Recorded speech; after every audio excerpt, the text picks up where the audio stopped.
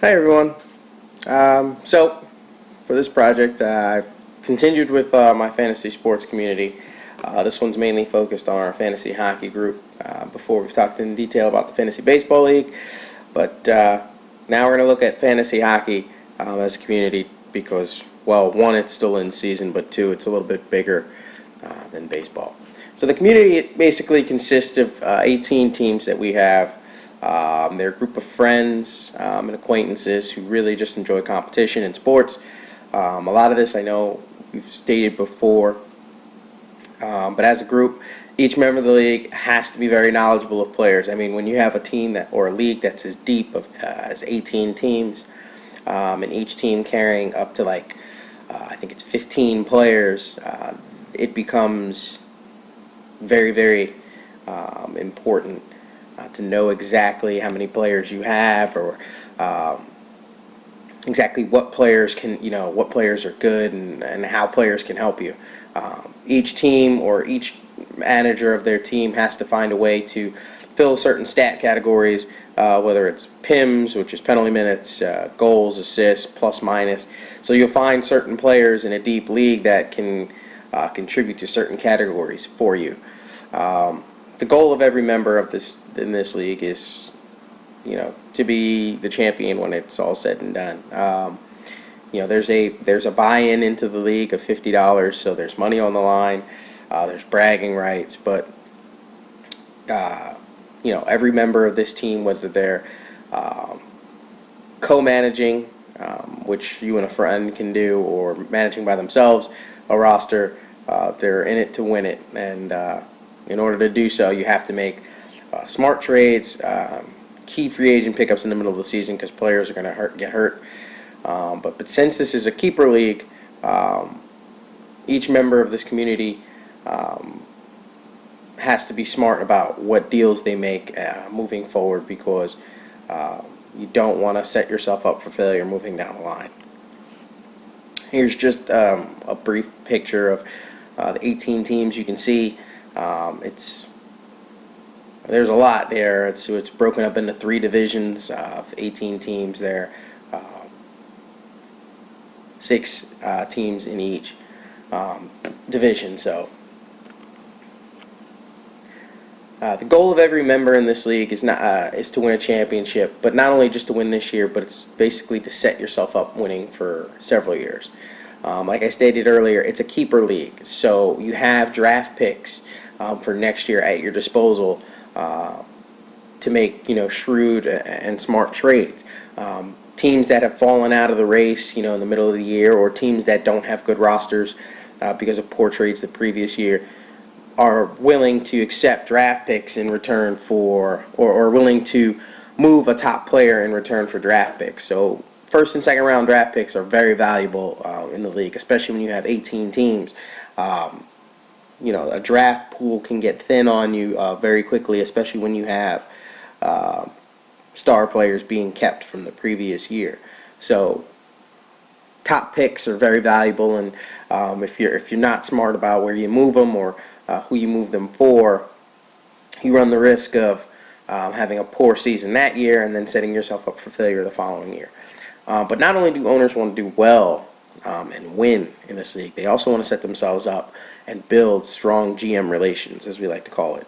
The GM relation is basically how you feel, or a bond that you build with another team owner.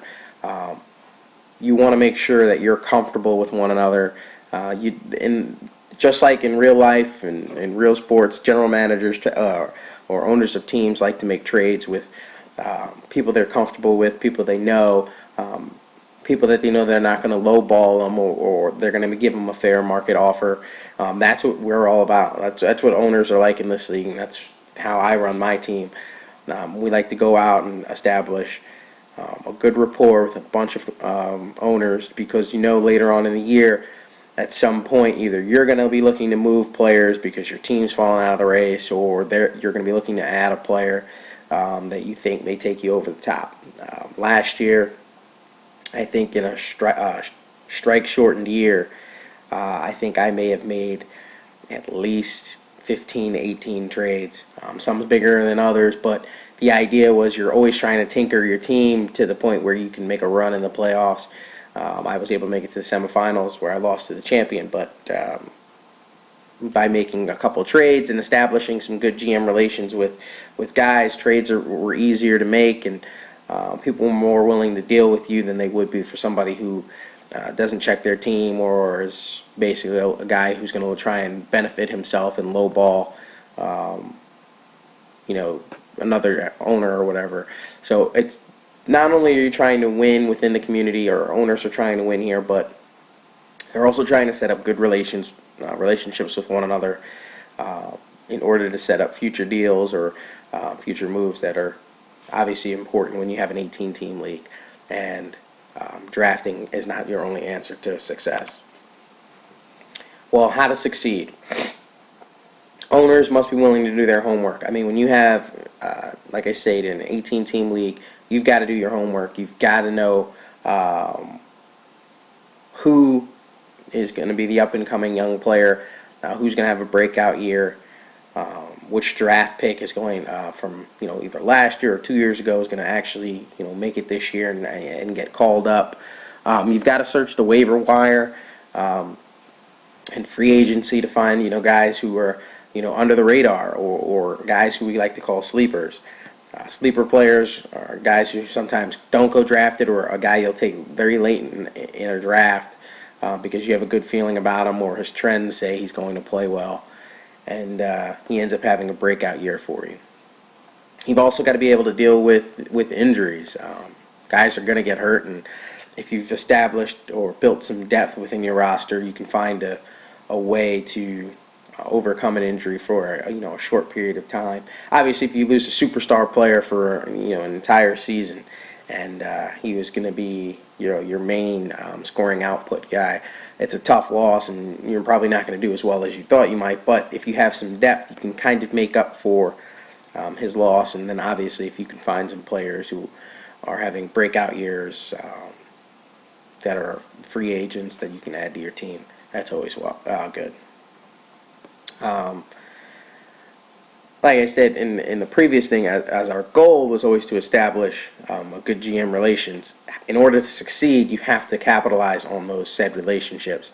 You've got to be willing to make a trade, because the team that you draft, in all likelihood, is not going to be the team that is going to get you a championship. There's going to be a way to add players to take you over the top. Guys are going to be willing to move top players for either draft picks because they're out of it, and you've got to be willing to or understand that maybe making this move will be the right move moving forward to help you get over that hump. In order to be successful, though, not only do you have to make your move for now, but you've also got to make the move for the future. When you have an 18-team league, draft picks are very important. So you have to weigh the pros and cons of, do I move this first-round pick for, player X? If player X can be kept going into next year, and you know that, all right, I've only got 3 out of the 4 keepers that I have available, then you make the move, obviously. But if you've got a bunch of guys that you think are going to be worth keeping, is it really worth moving a first-round pick?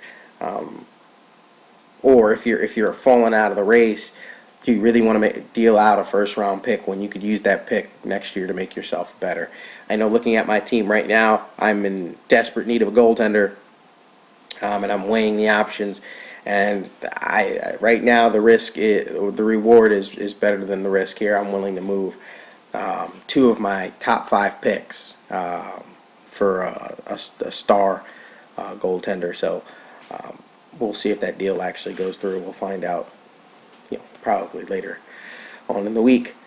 But yeah, that's how you succeed in this league. You've got to be willing to make moves. You got to build upon your relationships, and you've also got to be able to do your homework and discover players that are out there that can help you via depth or help you in certain categories, and or have a breakout year.